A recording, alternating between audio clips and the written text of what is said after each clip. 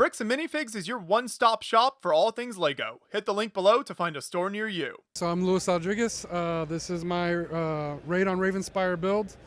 It's inspired by D&D. I've never played D&D, but it's kind of inspired by it. So I do like fantasy and I read a lot of that. So this is my kind of homage to that.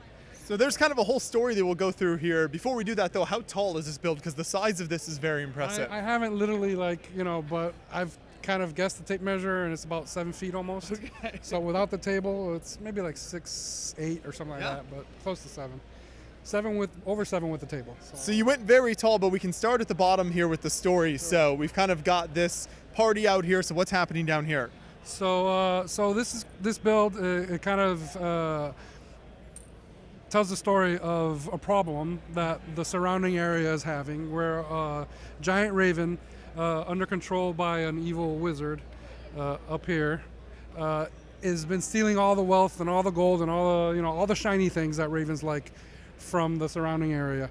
So here at the bottom, we have I guess the mayor of a town or something. He's hiring a party of adventurers to kind of solve this problem for them. So this scene right here is them kind of typical inn scene.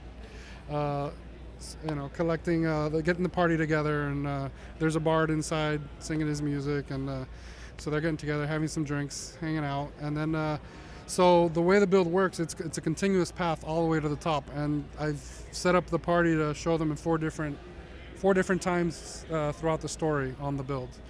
So if you come around here, here they are embarking on their way up the path. Crossing this bridge over the waterfall, which magically comes out of the middle of this spire. So. And the waterfall looks fantastic, and the way you've kind of included it with the rock there kind of breaks up the gray rock face a little bit and just adds some nice variety. I even love the branch kind of sticking out there in the middle. Yeah. It's there's a lot of green here because of the water. I figure if stuff's gonna grow on the rocks, it's gonna be near the water, so there's more greenery on this area here. And then the path comes along. And there's things that happen throughout, what that is. It's for the viewer of the build to kind of imagine. But there's some glowing red eyes. There's some monster in there. There's an element of kind of choose your own adventure, and you can decide the story as you go along. Exactly right. Like I don't have all the details. Whoever's viewing it, just kind of imagine what's happening here. In my imagination, there's some kind of corruption coming out of this cave, and it's kind of destroyed this part of the forest. Mm-hmm. I don't know what kind of creature that is, but it's there. So keep coming up, and there's just little scenes. Here's some goblins, probably using gnomish technology. Who knows? And they're mining for some crystals. And I got a couple of these little blue light caves there. So there's kind of that inner story within the mountain of the crystals and some of the mining happening as the party moves around. Yeah, exactly. I tried to put just little elements here and there throughout. Just to add some dynamism to the build and just little scenes for people to look at. So, the path goes, under the waterfall and all the way up, and then here's an orc. I'm making you guys spin around. Here's an orc, party, just patrolling. I don't know. And then, they get to the top.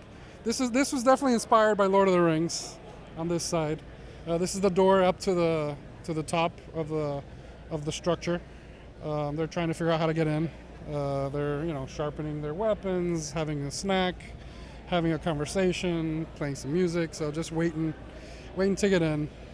And then eventually they get up to the top. And here's the scene at the top where they're battling the giant raven. And he's got his nest with all the gold and jewels and a few bones. That's basically the story. It's not fully fleshed out, but I think whoever's looking at the build can kind of fill in the blanks themselves. Yeah, absolutely. No, I think it kind of lets your imagination run wild when you look at everything you've included here. And there's so many great details. The scene at the top, though, the battle, so much action happening here. I love the way that you've got kind of the ray of light shooting out towards the bird there, and just the fact that you've lit that up looks fantastic. And then the nest with all the gold, how did you get that to come together in there? That was probably the most difficult thing I built. And I did my first nest was awesome. And it was so perfect, but it was too small. and then I'm like, that's fine, I'll just do it again, and I could not do it as well, and I don't know, it was really difficult, but that's I'm happy with the way that turned out. There's actually I think the Sanctum Sanctorum, it's got a transparent dish. That's underneath, and the nest is wrapped around that, so it's like a little dish holding all these gold parts. So yeah, it's just tough tangling zip lines, and what else did I include in there? It was the zip lines, and then flex tube is the majority of it. Okay. And just wrapping it as tight as I could, and trying. I don't know. I spent a lot of time just trying to get it right, and then I stuck in a few. I don't know, horns. I think they call them. I don't know, those brown horns. There's a few of those wrapped, just shoved in there. But yeah, it was interesting to build that nest for sure. And then that brings us to the bird itself, which just looks fantastic here. What are kind of the main elements, some of the pieces you use in the wings and the body there? Obviously for the wings, it's this, I think it's a sword element. I don't remember exactly what they call it. It's a sword element from, I don't remember which, I don't think it's Bionicle, but I could be wrong. Ask Christopher, he knows. But yeah, it's just mostly just round slopes and some snot inside.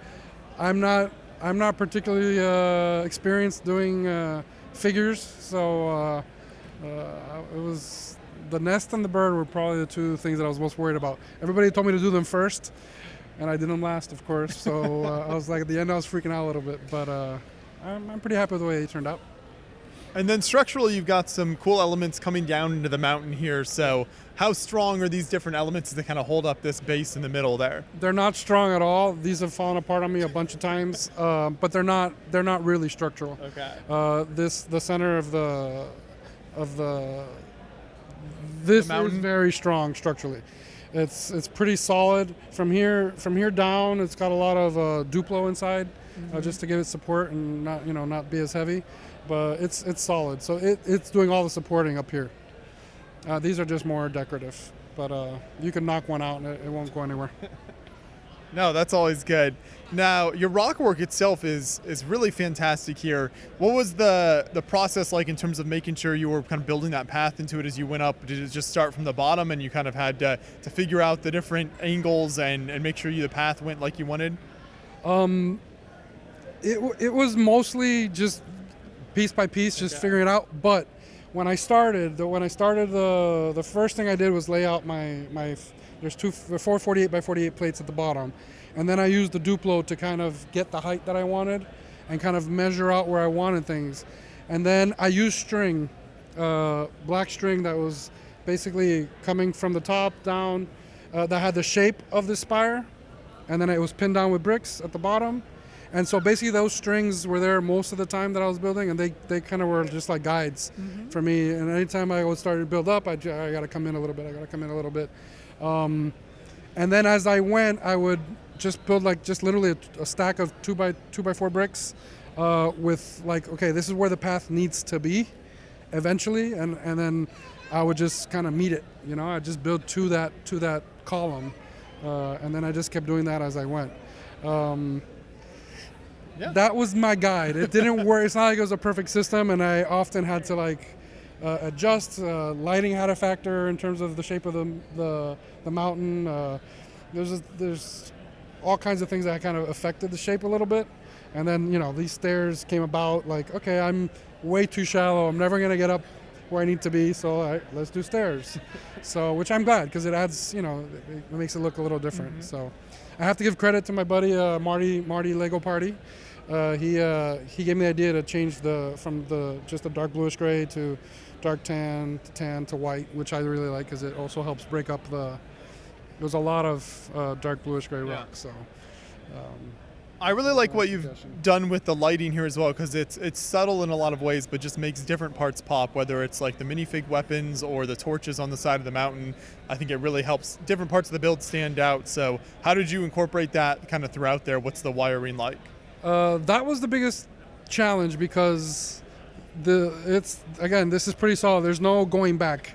And when I do lighting on my builds, I really try my best to hide. I don't like the wires to show. So I really had to think, okay, when do I need a light? When do I need to put a torch? So I built it. The lighting was not an afterthought. It was very much part part of the process from the beginning because I needed to know where that wire is going to go, not just outside but also internally. I need to make sure there was room for the cables and the wiring, that I could get in there and do all wiring. So the panels, like the front tower and the front actually, and the in can slide right out, almost like a drawer. And that's it. That's the access I have to the middle of the structure. But as I got to the top, it became even more challenging actually because there was no room to like build a section I could pull out. So I had to do the lighting very carefully. I had to think through it, and it was part of the process from the beginning. Another fantastic element is the trees, especially down here at the bottom. You mentioned kind of the contrast of the ruined area versus these very lush trees. So what was your approach in terms of the structure of those? Do those kind of all use the same similar trunk design?